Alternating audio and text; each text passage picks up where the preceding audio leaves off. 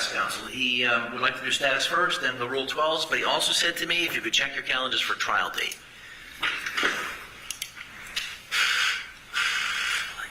All right. Ms. Crockett, are we good to go? You let us know we're ready.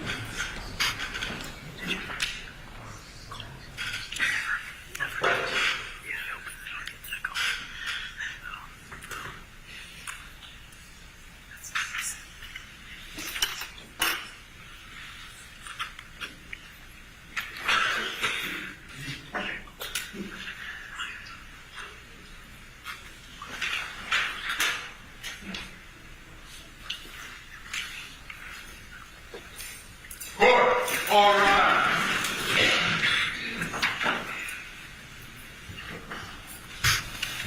Good afternoon, folks. Good job, court. Now in session. Please be seated. Good afternoon, Your Honor. Good afternoon, all. Before the court is 2483 CV 692. This is the case of Paul O'Keefe et alia versus C&C Hospitality, LLC, DBA, CF McCarthy et alia. Case is called for status and for Rule 12 motions. Counsel, please introduce yourself for the record, beginning with Plaintiff's counsel. And if you could state the party you represent as well. Thank you. Good afternoon, Your Honor. Attorney Mark Diller on behalf of the plaintiffs. Good afternoon. Good afternoon, Your Honor. Dan Buck on behalf of the plaintiffs. Okay, good afternoon. Good afternoon. Good afternoon, Your Honor. Damon Seligson on behalf of the defendant, Karen Reed. Okay, good afternoon. Good afternoon, Your Honor. Charles Waters for defendant Karen Reed. Good afternoon, Your Honor. Alan Jackson on behalf of Ms. Reed. Good afternoon. Good afternoon, Your Honor. Aaron Rosenberg also on behalf of Ms. Reed. Good afternoon. Good afternoon, Your Honor. William Kevel on behalf of Karen Reed. Got it. Okay, Good good afternoon, Your afternoon. Honor. Christopher George on behalf of the defendant Karen Reed. Good afternoon, Your Honor. Marissa Palladini on behalf of Karen Reed. Good afternoon. Good afternoon, Your Honor. David Hassett on behalf of Waterfall Bar and Grill. Okay. I'm sorry, did you say the waterfall? Waterfall, yes, Your Honor. Got it. Good afternoon, Your Honor. Attorney General also on behalf of Waterfall Bar and Grill. Good afternoon. Good afternoon, Your Honor. Lincoln Rose on behalf of the defendant, CF McCarthy's. Good afternoon. Okay, that's all the counselors. Good afternoon, folks, and welcome everyone to the event for this afternoon.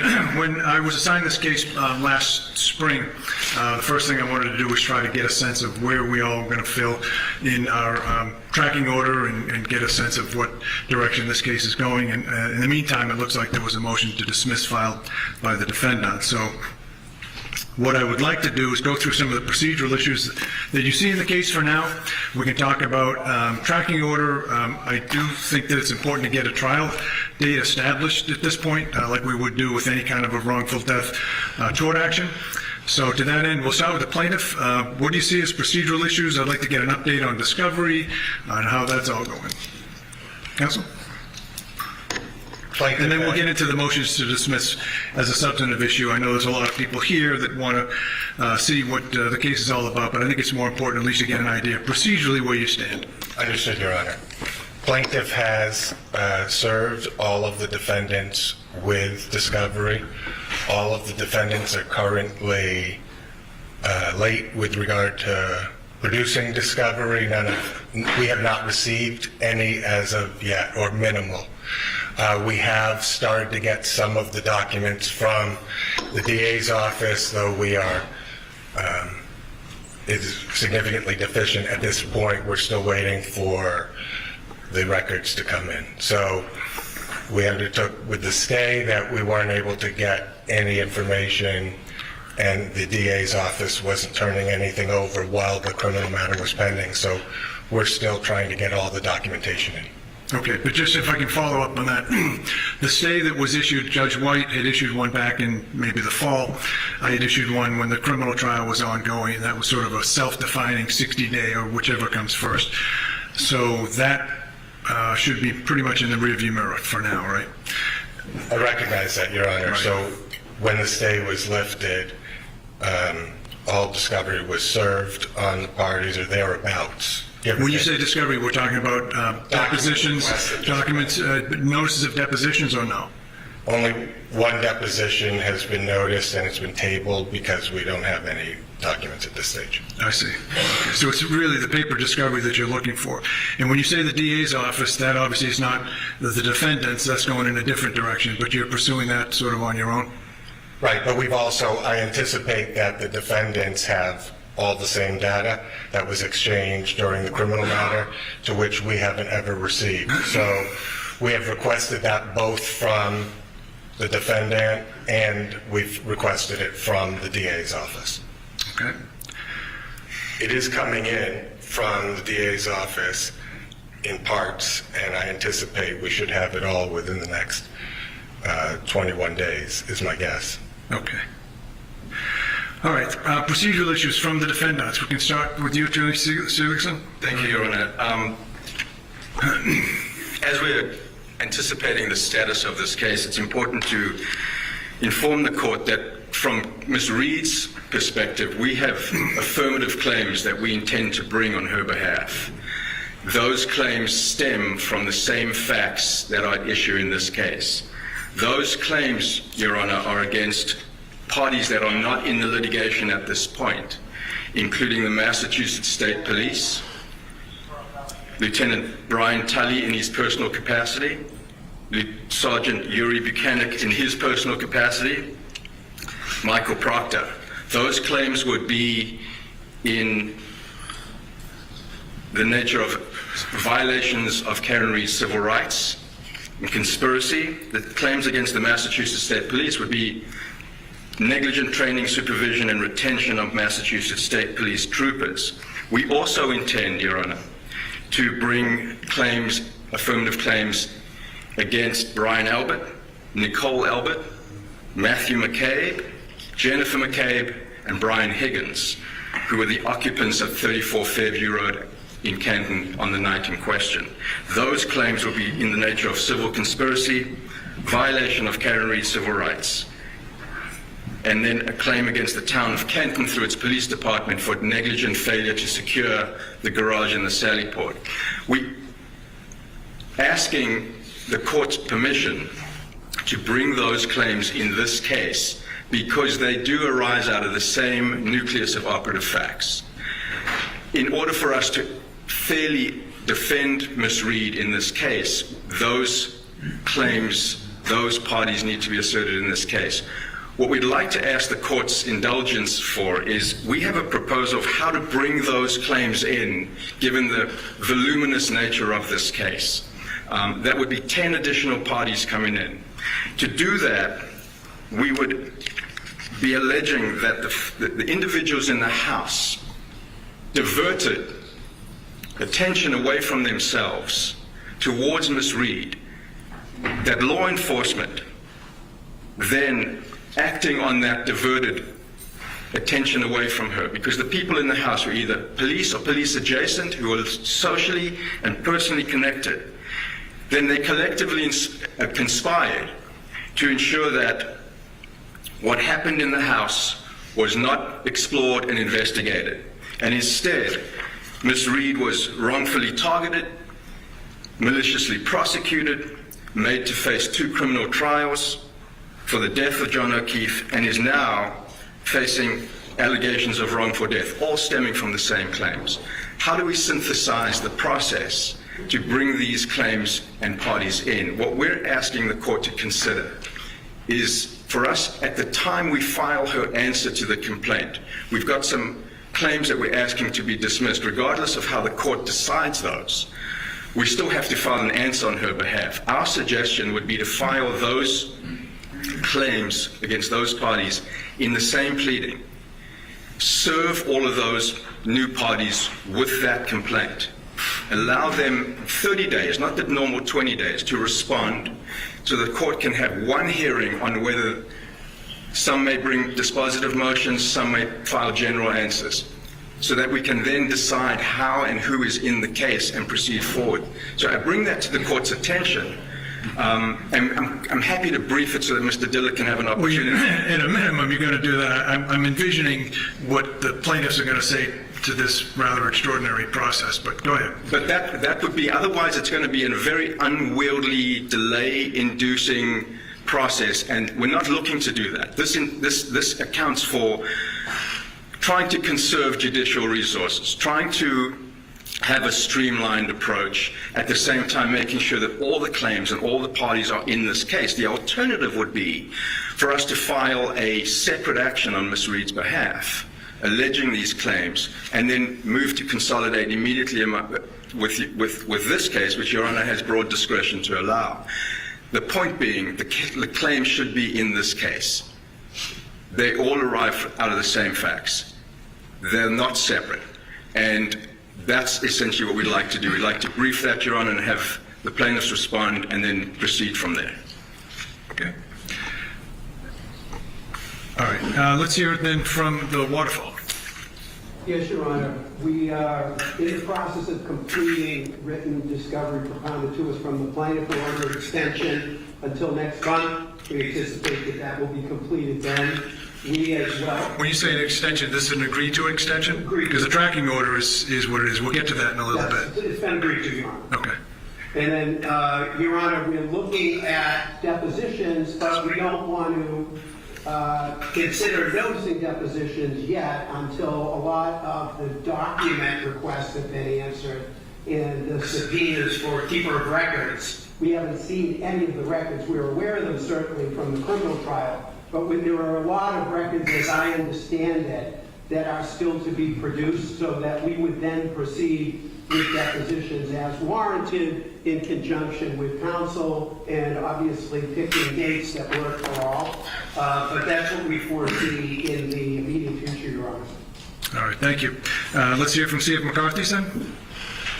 Your Honor, on a similar vote as to Waterfall, we were putting finishing touches on our discovery responses. The last leg of it is just collecting communications from employees the night of the incident, some of whom no longer work for C.F. McCarthy's, but we anticipate having that included in the very short term and getting that over to my brothers. Okay. All right, thank you. Let's hear from the plaintiffs then in terms of the response to the procedural issue that was raised in particular by Ms. Reed's counsel. Are you aware of the circumstances that they're seeking to join 10 additional defendants into this action? Absolutely not, Your Honor. It's the first notice you've gotten? Of course, I would expect Not how the court that, system likes this stuff to work, folks. Right, I would expect the courtesy of a meet and confer to at least let me know. Obviously, they can choose not to do so. That's their prerogative, but I certainly would have liked to have been made aware. Section 1983 actions, I believe, Your Honor, would have to go up through the federal court. We're not seeking to have this case removed in the federal court. We started in the state court. We're intending to move forward in the state court. We would like to have a state court Plymouth jury decide this case.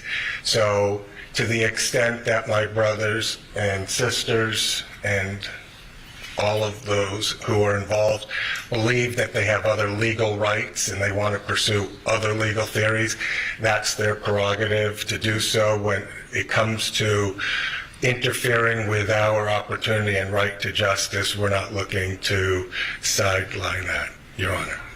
All right. Any response, counsel? Thank you, Your Honor. We are asking for permission to serve a motion to advance this procedural proposal, so Mr. Diller is not being surprised by the argument that we're going to present to the court. He will have an opportunity to respond. There's no requirement that civil rights claims be brought in federal court. In fact, this court has jurisdiction over those claims. They all stem from the same facts, Your Honor. In the plaintiff's complaint, there are allegations that we need those parties to defend against. This is not just a wrongful death action. Our narrative of what took But place. it is, though. It's the plaintiffs. Well, just hear me out for a second. When you say that it's not just a wrongful death, that's what the plaintiffs have alleged. The defendants have filed motions to dismiss portions of those. So this, at its essence, is a wrongful death action being brought by the plaintiffs, right? So what you're seeking to do is to be allowed to amend these proceedings and to effectively bring in 10 other defendants for the claims that the defendants have against those third parties that aren't noticed here, right? So you've got to procedurally give them notice as well as the plaintiffs notice of this event before it goes to any adjudication by the court.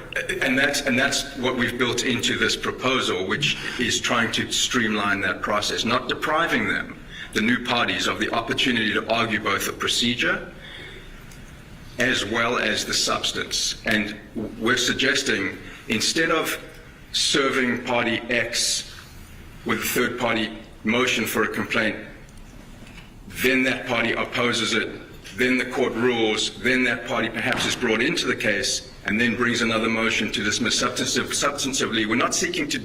Isn't that what the rule requires? The rule does require that, but the court has discretion to consider the streamlined approach, and we'd like to brief that for Your Honor, but we're raising it at the status conference so that, because we are scheduling deadlines and events out into the future, we'd like to at least have the opportunity to advance that argument for the court and allow Mr. Diller to respond to it, and then we will act accordingly. That's the purpose of the disclosure of this today, Your Honor. All right, so I don't know that there's any ruling by the court today that would have to be made relative to that, because it isn't even filed yet, so that there's nothing before the court. So ideally, what my instructions to the clerk's office by setting this event up was to get a trial date from you folks and then work backwards, like we would do with any wrongful death tort action, which this case is. I take exception to the defendant's notion that this is not just a tort action. It is. That's what it is. It's a civil case. I know there's a lot of people who are interested in this case, but at its heart, there are at this time eight parties involved in this case. Correct? Yes, There's 5 for the plaintiff, and there's 3 for the defendants, 2 corporations and Ms. Reed.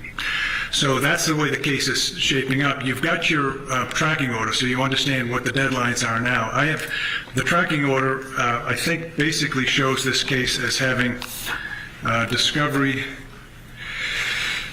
Yeah, your discovery is supposed to close August of next year. Your Rule 56 motions to be done by October-ish of next year. Final pretrial conference February of 2027 with judgment by August 26th of 2027. So that's what the tracking order has in store as the case stands now, right? I mean, we could get you a trial date way sooner than that if you wanted to. I mean, literally, I could, the clerk and I were talking earlier before today's proceeding, and I may end up having to suspend, depending on what the circumstances. We were charging the jury on a homicide case earlier today. So we have a deliberating jury right now, so I don't know that I may have to suspend and then rejoin here in a little bit. But for now, so you understand it, we could get you a trial date as soon as practically this spring on this case, but to join 10 new defendants under wholly separate theories for people that haven't even been joined yet in this litigation puts that on its head. There's no way you wouldn't even have this procedural process outlined by the spring, most likely. I understand that, and that's the dilemma that we're trying to bring to the court's attention, because there is going to be an affirmative pursuit. Well, you're saying an affirmative. You said earlier affirmative defense in this case, which those would not be affirmative defenses. Those are wholly separate third-party causes of action against people who are not part of this litigation, correct? So it's not an affirmative defense. It's not an affirmative defense in the traditional sense, but it is part of the defense in the face of the wrongful death claims. The wrongful death claims stem from the same facts that the affirmative claims would be seeking to be pursued against. So it is the same set of facts. If we were to file a separate action, Your Honor, where Karen Reed is the plaintiff and these parties that I've identified are the defendants, we would be pursuing down two separate pieces of behemoth litigation when we can consolidate them at the same time. That's what we're trying to suggest may be a more streamlined approach. And it's not intended to delay. It's actually intended to try and synthesize the process and conserve resources, attain judicial economy without prejudicing the plaintiff. Discovery is already ongoing. But you have two depositions, for example, of parties in two separate cases, where we can have one and the claims could proceed at the same time. Just seems to make judicial sense. That's why we're raising it. But we'd like to brief it if the court gives us that permission. Okay. All right. On that last discrete issue, anything else from the plaintiffs? We have served them with discovery, asking them, they have a burden if they're going to do affirmative defenses to establish that there are third parties who are responsible here. That can be their affirmative defense, but they have a burden to prove that. And if they can't meet that burden, then it should never come into our case. If they're seeking to overlap these two cases and throw it as far wide-ranging as they've just announced, then there's no way that we would not be prejudiced by their strategy in the plaintiff's underlying case. All right, those issues are reserved. I certainly am not going to make any ruling on that. There's nothing formally before the court, no written motion, no Rule 9A or 9C certificate, none of that stuff. So it's not procedurally before the court, but certainly I appreciate hearing the argument nonetheless that this may be the future landscape of the case. What also brings us here, when I noticed the status conference for today, the defendants have filed motions to dismiss. If you're prepared, I'll go forward on that, let you deal with the substance of the motions to dismiss. I have read through your material, so I get the gist of what the defendants are raising. Counsel, would you like to proceed? Thank you, Your Honor. As we've briefed, Your Honor, the counts that are at issue in the motion to dismiss are counts 13, the counts 10 through 13. They are infliction of emotional distress claims. As we have presented in our papers, none of the plaintiffs observed the alleged incident that is described in the complaint. None of the plaintiffs came upon the decedent in close enough proximity to state a claim for emotional distress. There is the cases, Your Honor, limit when a claimant can claim emotional distress. The cases talk about temporal, spatial, and relational limitations. Taking the claim that Kaylee Furbush has alleged, that claim is for negligence/reckless/intentional infliction of emotional distress. And the basis of that claim is that there was a discussion on the telephone or discussion after Karen Reed had left 34 Fairview in Canton and had somehow started to fabricate a story about what had taken place. Kaylee Furbush was not at the scene. And the perception of someone dying is not an actionable claim under any case that we can find in Massachusetts state law. So she wasn't at the scene, didn't come upon the decedent, and therefore doesn't have the same types of proof, at least is pled in the complaint, that would satisfy the limitations that the case law sets out, the temporal, the spatial, and the relational. With respect to the claims of emotional distress that have been brought by John O'Keefe's mother, father, and brother, again, they were not witnesses to the event. They came upon him many hours later. There are cases, and particularly the Cohen case that is cited in our brief, that speaks to the time that passes between an alleged event and when a family member or a bystander witnesses the consequences of that alleged event. And in that Cohen case, the court speaks to the fact that the mother of a young man that died in a plane crash didn't get to find out about it until many, many, many hours later, and the court denied the right to pursue an emotional distress claim. More importantly, Your Honor, there is a remedy here. If for the sake of argument, there is a remedy here through the wrongful death statute. And the wrongful death statute compensates for the types of harms that are alleged in the complaint. So what we're asking the court to do is to dismiss out the emotional distress claims because they are duplicative and allow the plaintiffs to pursue the wrongful death action singularly. We rest on our papers. Thank you, Judge. All right, thank you.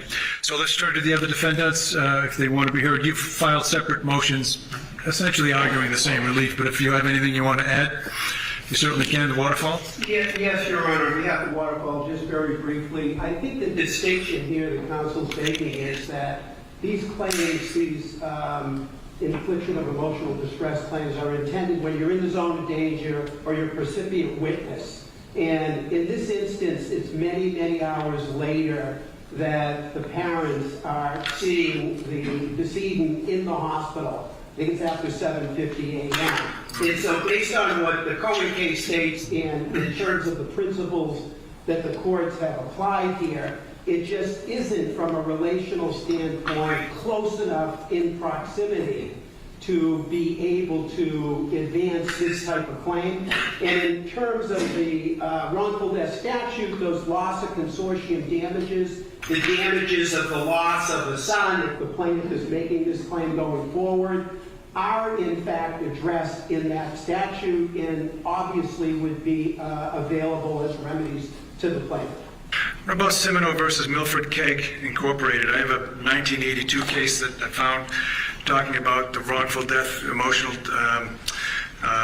distress injuries. Have you reviewed that case? I'll give this case site, 385 Mass 323. It's a 1982 case. It would seem to suggest that that emotional distress is really not preempted by the wrongful death statute.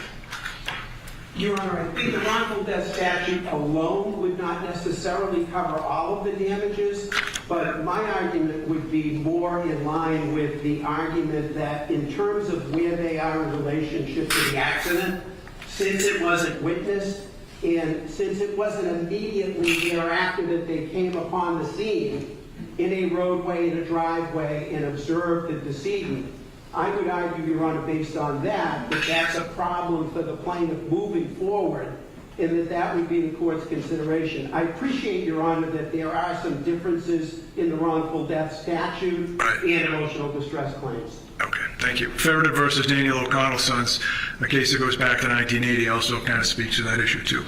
Let's hear from C.F. McCarthy's on that. Anything else to add on the motions to dismiss? No, Your Honor. No? Okay. All right, great.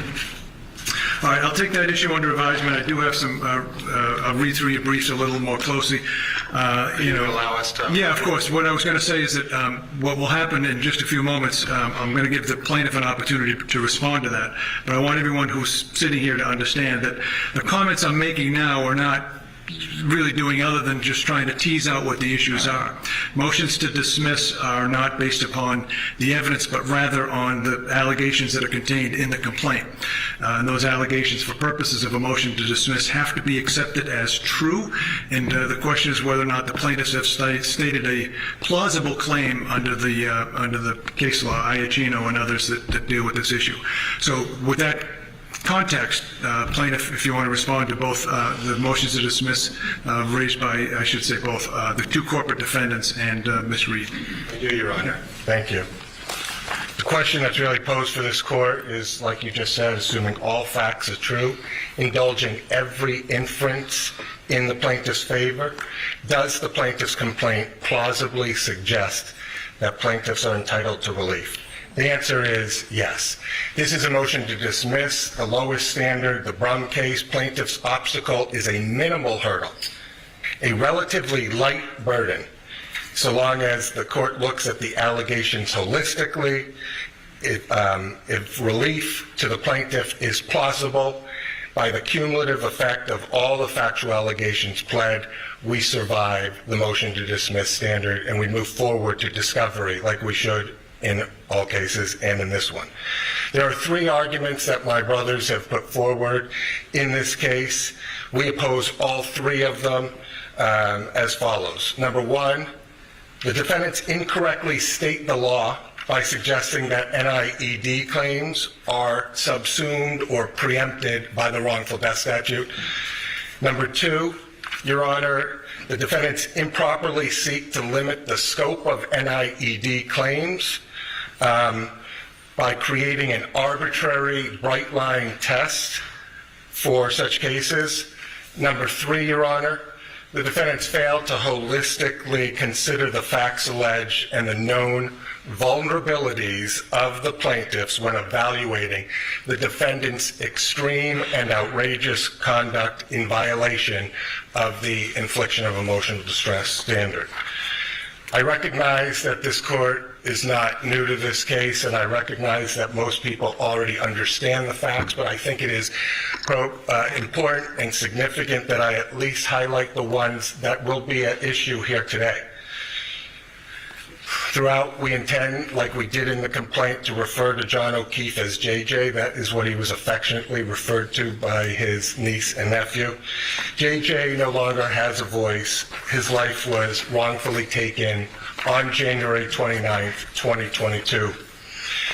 He lived a life of service. He was a Boston police officer, and his personal life, when JJ's older sister and brother-in-law tragically passed 2 months apart from each other, leaving 2 young children orphaned, JJ stepped up. He agreed to parent those children, to raise them as his own, and to support them. Fast forward to 2022, Your Honor. JJ is involved in a relationship with Miss Reed. It's been going on for a period of time at that time. January 29th, 2022, Karen drives drunk. She reverses her SUV. She knocks JJ down. She leaves him to die in the cold. And Reed knows that she strikes the plaintiff. Rather than seeking to help or calling 911, she returns to JJ's home. There, JJ's 14-year-old niece, Kaylee, a plaintiff in this case, is home alone, asleep. That's when Karen starts plotting. Now, it is significant for the facts for you to understand the context here. Karen Reed knows Kaylee well. She's been in her life for almost up to 2 years. She has served as a part-time maternal figure in her life. She knows that Kaylee is a vulnerable child, having lost 2 parents tragically. And 1 to 2 hours before JJ's body is ever found, before anybody knows his whereabouts, Karen Reed decides to wake up Kaylee in a panic. She tells Kaylee something happened to JJ. He's dead. He's been hit by a plow. Did I hit him? All to a 14-year-old child woken up from sleep who's already lost 2 parents. After provoking this chaos in the middle of the night, Miss Reed leaves Kaylee alone, vulnerable, shocked, and afraid. It's now 1 to 2 hours later. It's at or around 6 a.m. in the morning. JJ's injured body is now found. Right where Karen left him, buried in the snow, 911 is called. Now is when JJ's family learns of JJ's injury. JJ's injuries at this point enter into the O'Keefe's consciousness at around 6 a.m. They rush to the hospital. It's 7:50 a.m. That's when the hospital pronounces JJ dead. And within minutes of being pronounced dead, that's when the O'Keefe family sees their son in the injured state that he was in as a result of the wrongful conduct. From January 29th forward, Your Honor, Karen Reed plots, she fabricates a conspiracy, she launches a public campaign of disinformation, and she involves a blogger named Turtle Boy. She leaks not for public information through him. She pits her followers against the O'Keefe family, and all the while, Karen knows that the O'Keefe family is also vulnerable, grieving another tragedy in their family. The O'Keefes and Kaylee suffer severe emotional distress. It's more than anguish and more than grief, and it is not overlapping with the wrongful death statute. So the first argument that the defendants made, they claim that JJ's parents are precluded from bringing NIED claims because such damages are duplicative of the wrongful death statute. We reject that argument. JJ's parents are the next of kin, and their emotional distress claims are not preempted by the wrongful death statute. They took their first shot across the bow by making that their primary argument. Presumptively, they did so because it believed it's their best argument. But the problem with that argument, as Your Honor has already pointed out, it patently misstates Massachusetts law. You have pointed out the Cimino case, where, let me just point out first the wrongful death statute. It has two components for damages. It has two buckets of damages. It has the estate's damages. Those all are JJ's damages, his conscious pain and suffering, the medical bills, things that relate to his damages. And then we have the second bucket, the next of kin bucket. Those are lost value damages. The lost value of JJ being in his next of kin's life. And in that case, Your Honor, it is just the parents. Now, they suggest that those are overlapping with the NIED, but Your Honor was right to point out the Cimino case, where a drunk driver kills a 9-year-old boy.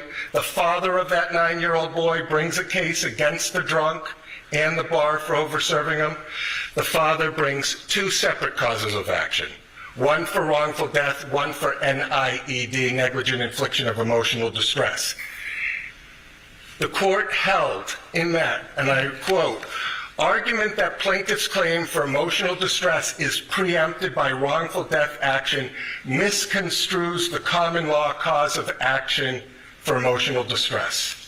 Emotional distress, as the concept has evolved in the Commonwealth, is a severe psychological shock directly resulting from experiencing or witnessing the effects of the defendant's conduct. A claim for damages based on emotional distress, the court says, does not include an administrator's claim for loss of consortium, which will be present in every wrongful death action such as this. Since emotional distress is a wrong to plaintiff distinct from what was done to his son and the statutory beneficiaries of the decedent, it is not a duplicative remedy. It is not preempted by the wrongful death statute. And that's page 334 of the Cimino case, Your Honor. Cimino still remains good law. You were right to point that out. It directly contradicts everything that my brothers just argued here in this court. And I see no reason why this court should overturn the good standing law that exists under the Cimino. We ask that Your Honor deny the motion to dismiss for that first argument. The second argument that they make, Your Honor, is that the plaintiff's NIED claims are not sufficiently contemporaneous with the alleged accident because the family sees JJ 7 hours after the accident.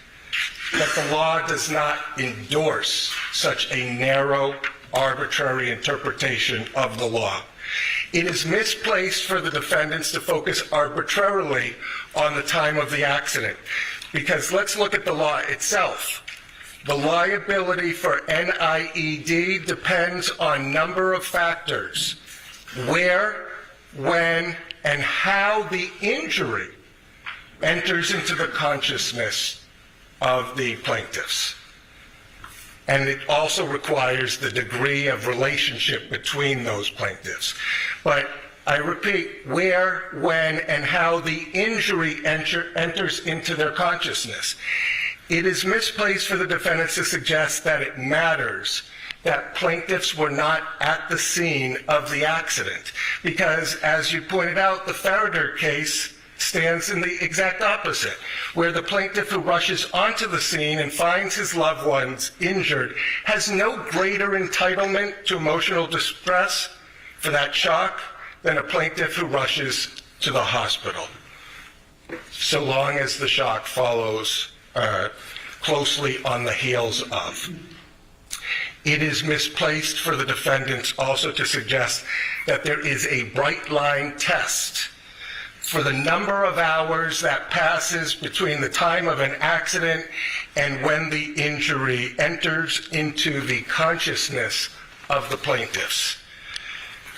Your Honor has persuasive authority from the Zachary case that shows that an NIED case can survive even when the close family doesn't see the deceased body or the injured body until a day later after the wrongdoing. There is no bright line test. NIED is a fact-intensive analysis. And when we apply the law to the facts of this case, let's look at where, when, and how the injury enters into the consciousness of the people that we're bringing those cases for. It's 12:30 a.m. and nobody except Karen Reed knows about JJ's injuries. Defendant's wrongdoing continues into those early hours. She knows she struck him. She seeks no medical help.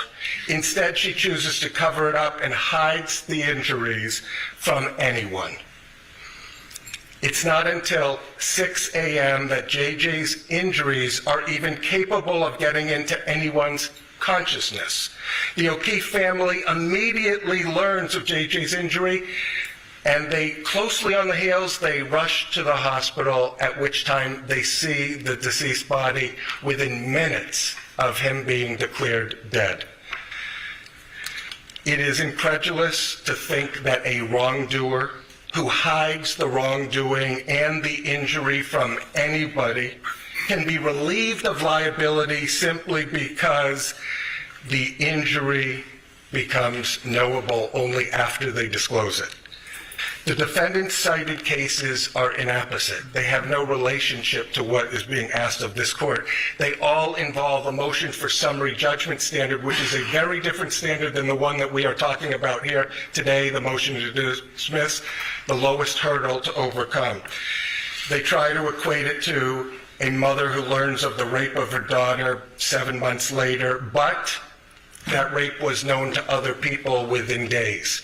They try to relate it to the Migliori case, which has no relevance because it deals with somebody who has no close relationship. They didn't even know the decedent, and therefore it doesn't meet that standard.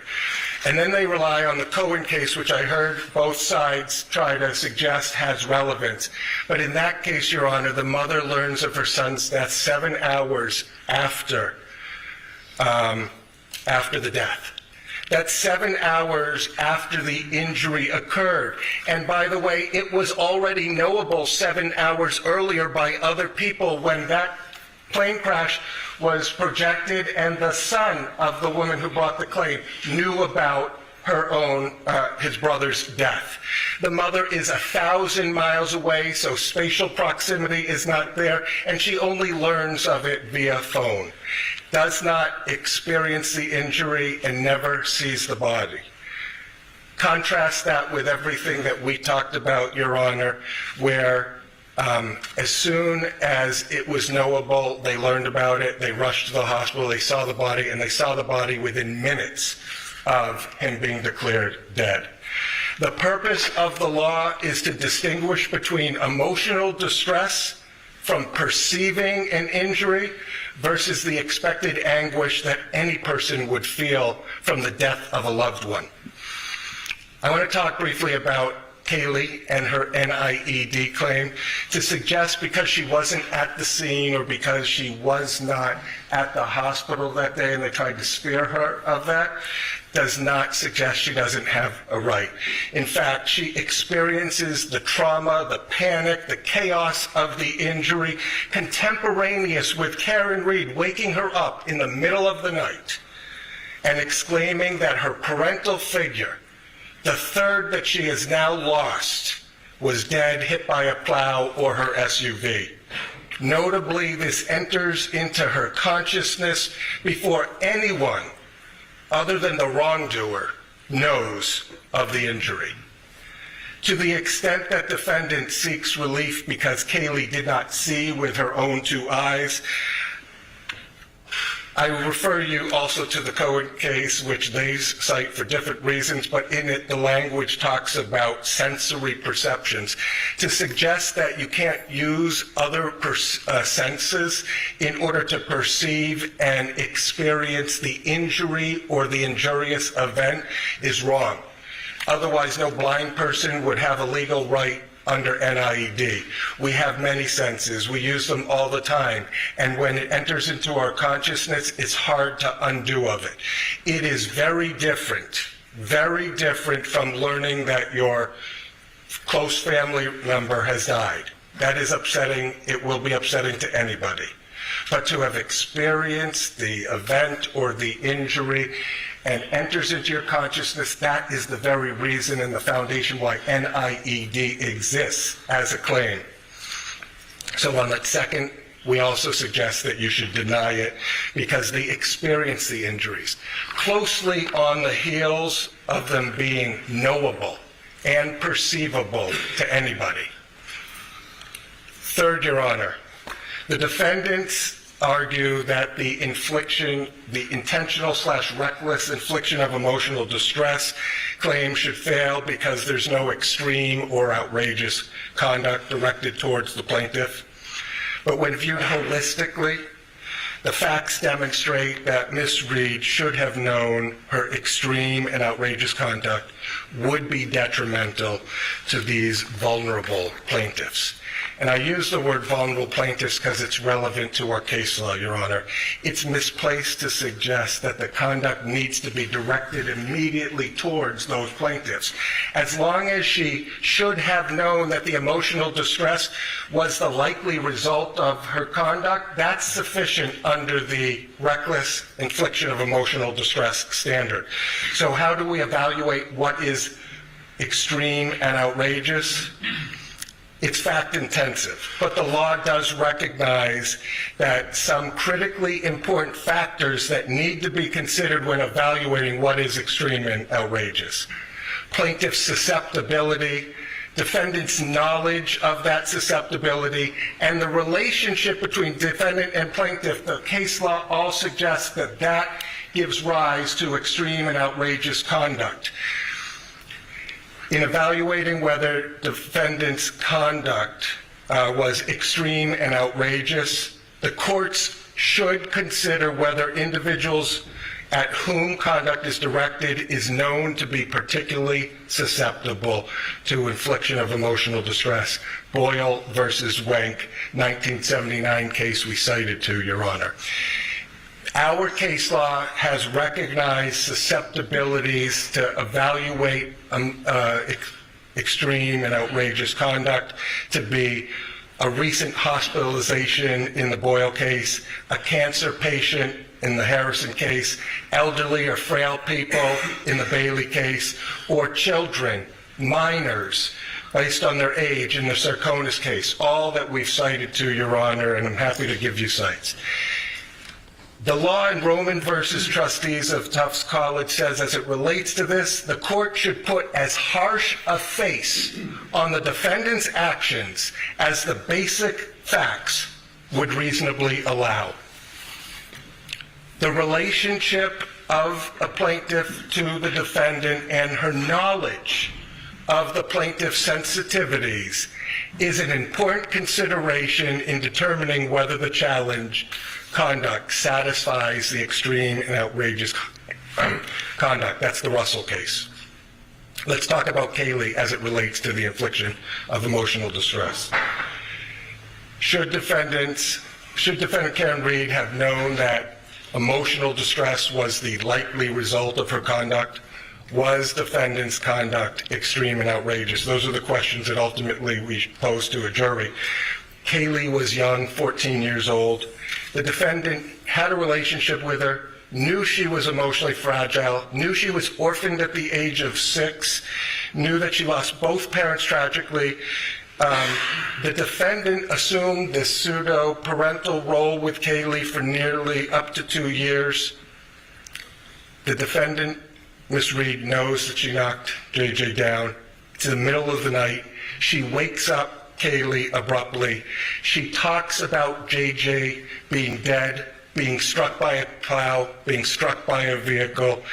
Mind you, this is all hours before anybody has even discovered his body, and she is now actively talking about him being dead. Then, after creating this chaotic, upsetting situation in this young, fragile girl's psyche, she leaves her. She leaves her home alone, shocked and frightened. Compound that by defendant's choice to speak her false narrative publicly, to use social media, to leak public information through Turtle Boy, to control that narrative. Why is Turtle Boy out there saying the O'Keefe's family period of grief has expired and they are now fair game?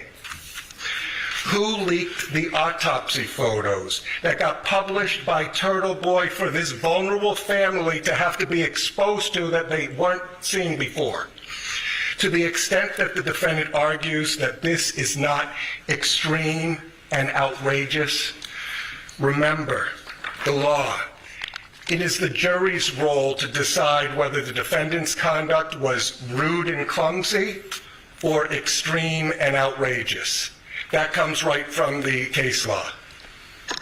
As it relates to the family, Your Honor, should the defendant, Karen Reed, have known that emotional distress was the likely result of her conduct?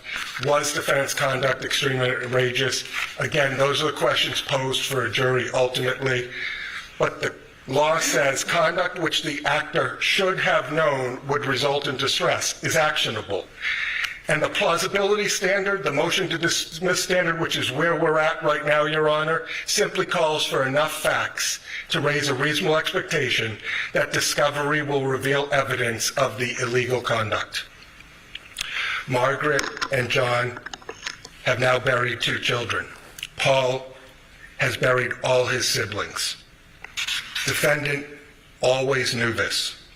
She has always known their vulnerability, and yet she creates a calculated and malicious campaign of disinformation designed to hide the truth in this case. She pits the O'Keefe family versus the Reed family, and a reporter who she asserts editorial control publicly proclaims to Reed supporters, the O'Keefe family's period of grief has expired and they are now fair game. Discovery will track how much leaked information defendant should have known would result in distress to the O'Keefe family. To the extent that the defendant suggests that this case fits nicely within any other case decided on this issue, remember the facts and circumstances here are exceptional. We wouldn't have these TV cameras or a full courthouse if they weren't exceptional.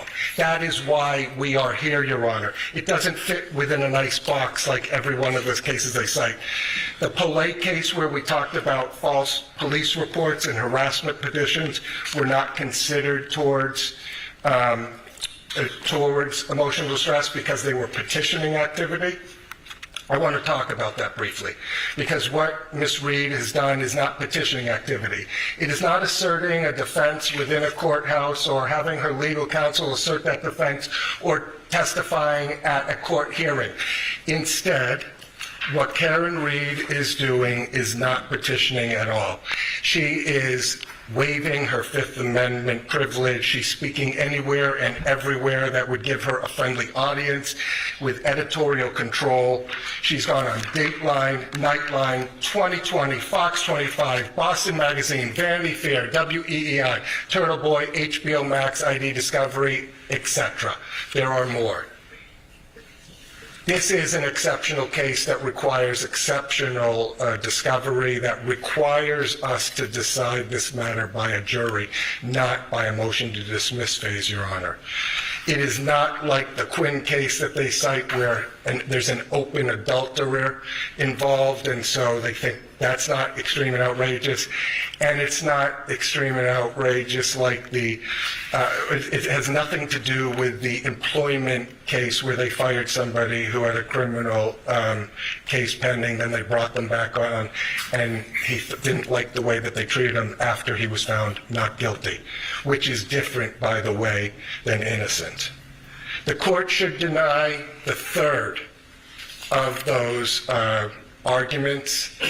They should know that plaintiff's susceptibility and vulnerability are at issue in this case and are the very reason and foundation why it is extreme and outrageous conduct, and that defendants' improper actions would cause severe emotional distress.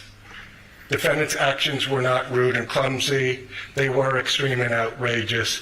We ask Your Honor to allow this case to go forward with discovery, allow us to explore each and every one of those issues, because these are real damages for real people who have suffered long enough. Thank you. All right, thank you. Any response from the defense? Your Honor, briefly. Firstly, those allegations contained in the complaint are allegations which we will refute. Counsel cites to the Camino case, relies heavily on it. What counsel didn't tell the court is that in the Camino case, the father of the child who died in the car accident was himself hit. Part of the car accident. Gets up, runs to see his son. It's contemporaneous. It's at the time of the event. And the court didn't have the same spatial, relational, and temporal concerns that the cases speak to with respect to emotional distress claims. So I point that out for the Your Honor. You also mentioned much about conspiracy theories, much about going out in the public and creating a narrative, which is precisely the reason why we're going to brief the issue about why those other parties need to be in this case. As I'd said, it is more than just a wrongful death action, Your Honor. I respect the opportunity to brief that, and we rely on our papers and defer to the court on the motion to dismiss. All right, thank you. Any other defendants wish to be heard on the issue? Anything else? All right, thank you. Certainly, there's a lot to the complaint, and again, for the record, so that people understand this is a pre-discovery form of relief that the defendants have sought by way of dismissing certain of the counts that are in this complaint, and the court has to consider the allegations as being truthful and every reasonable inference to be drawn in support of that. So I will look forward to reviewing that. I'll issue a decision as soon as I can.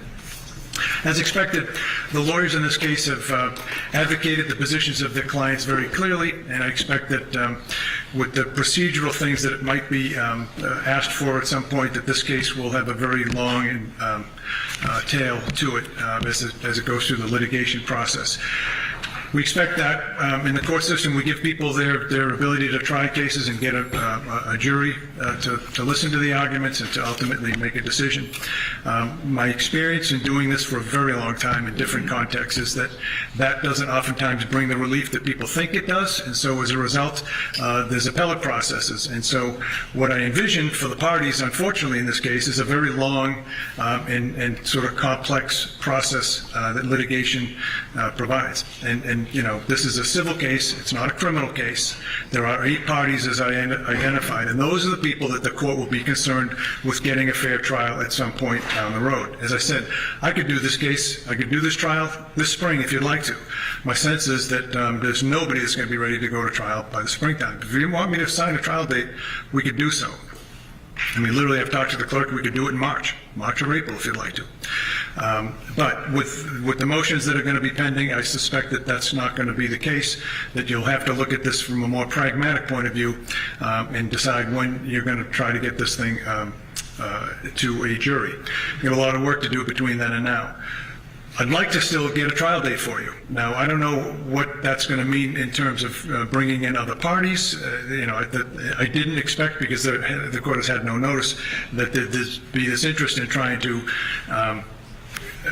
move this complaint in the direction of other parties who aren't even named in this lawsuit, 10 additional parties, and there's relatively novel theories as I'm hearing it, but nonetheless, we'll let the parties file the motions that they need to, and we'll address them as each comes. But my point in raising this all is that the parties also have another way to do this case. They can do it by way of potential resolution, and I mean this sincerely when I say that being a judge for many years, you learn things. What you learn is that oftentimes litigation is an inartful way to try to resolve parties' disputes. There's alternative dispute resolution, there's mediation, there's all kinds of other avenues that we advance to try to get people what they want, which is resolution of a case. The most important thing, it would seem to me, to any party to this case, is to resolve the uncertainty, right? Uncertainty is what you don't get when you go through the litigation process. You go through and you hope for the best. Lawyers work really hard for their clients, and we expect them to do that. Ultimately, the court system can make sure that the trial is done, and it's done in a way that's fairest that we can make it, and ultimately a decision is made. Civil cases, though, are very unlike criminal cases, and that's usually not the end. Ask any of the lawyers here, clients can ask your lawyers about post-disposition or post-verdict process. It can be really long and arduous. I've had the pleasure of having trials that are 16, 18, 20 years old, and they're still going. The clients don't have to do that.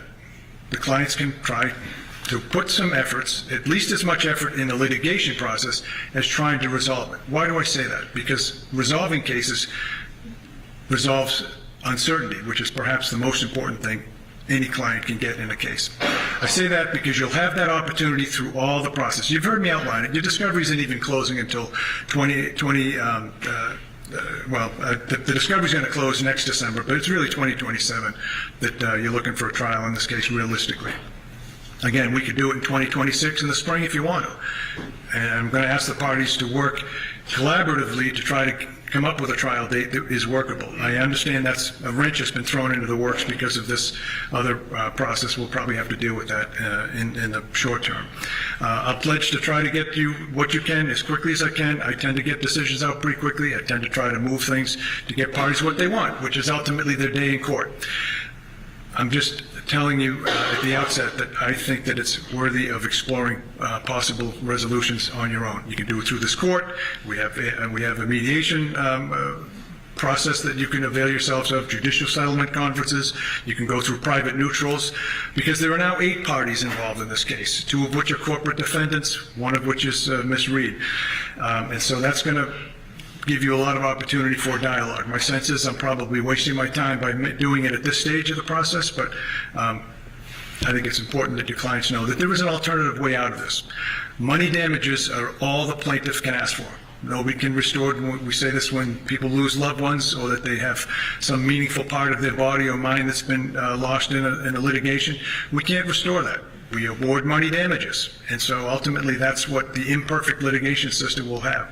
Knowing that, there's a huge opportunity to try to resolve a case like this, and I would urge the parties to have very frank discussions with their lawyers about that, and ask yourselves, is it worth going forward with all the uncertainty? And I'm not going to explore with your clients what everybody has to lose. Everyone knows that. If I were representing a plaintiff in this case, I would tell them all about things like the time it takes to get to litigation, what we have the burden of proof. Yes, it's easier with a burden of proof that's by a more likely than not standard versus a proof beyond a reasonable doubt, but still, it's a burden of proof nonetheless. But there's a time value of money. People don't, getting this behind them is an important issue. From the defendant's point of view, again, time is money. There's a lot of time, effort, and anxiety that is put together with a litigation like this. We have two ongoing, as far as I understand, the two businesses in Canton are ongoing, and they have their business decisions they have to make ultimately. They're defendants in this case. They have to understand the risk of going forward in a trial versus resolution. Of course, Ms. Reed herself, a lifetime of potentially facing the uncertainty of a judgment and what that will mean in terms of ability to put this matter behind and going forward. It's going to be very complex. So you can resolve that by looking at putting some effort into this case to resolve it. If you can, great. If not, we stand here committed to giving you the next opportunity to get it before a jury, which I'm suggesting to you could do as soon as this spring, if you want to. Okay. Anything else we need to address this afternoon? Not from the defendant, Your Honor. Okay, great. I'll issue a decision on the motion to dismiss. Tracking order stays in place as it is now, but here's my concern, folks.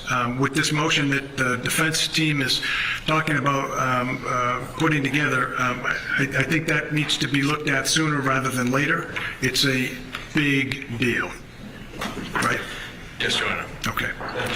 Why don't we get a status date? When do you want to, and we can do by Zoom, folks, if it's just as easy. My order was to have everybody here so that you all get a chance to meet. I want people to be understanding that this is a civil matter, and I want you to be, at least to some extent, trying to be civil about how to resolve your issues. I would have liked to have seen, for instance, this motion that was brought about in open court should have really been discussed ahead of time so you have a better position on it, but I don't want to waste your time.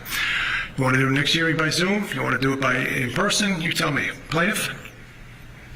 We're agnostic, Your Honor. I'll do what... We're agnostic? Is that what you said? Yeah, as it relates to that. We'll come in person or we'll do it via Zoom. Defense? Your Honor, we prefer to be in person. Okay. Either way, Your Honor. Okay. Preference, Your Honor. All right, we'll do it in person. Fine, we'll do it down here in Plymouth. I will be moving into the Brockton Court next month, but this is especially assigned, at least for now, so I'll come back down here. That's not a problem. Mr. Clerk, do you want to suggest a date for us? Sure. How many days out you want to go for? 60 days, 90 days? Yeah, probably 60 days. 50 days? November 21st, Friday in the end of November. Yeah, that November 21st. Okay, I'll have a decision out before then, certainly, as quickly as I can. 11/21, and that would be for a status regarding tracking order and discovery, and any motions, Rule 15 motions to amend or bring in third parties. Okay, all right, thank you, folks. We'll see you then. Thank you, Your Honor. All right. Nothing with the jury? I don't think so. Nothing with the jury?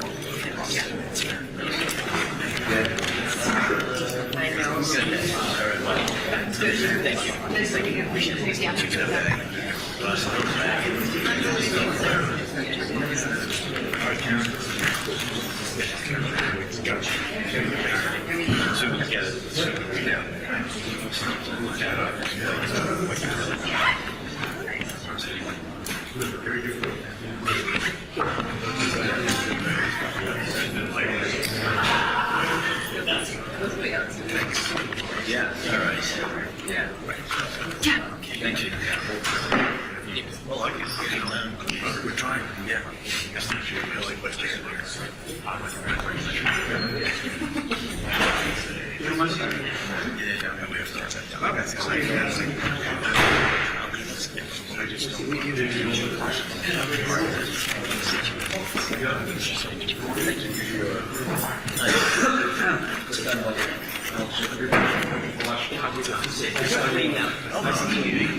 You okay? Yeah? Tell me the truth. Of course. How are you? Yeah, fine. See you soon. Yep. Nice to see you. I like the concert with this. Thank you. Yeah, I haven't done the telephone meeting in 3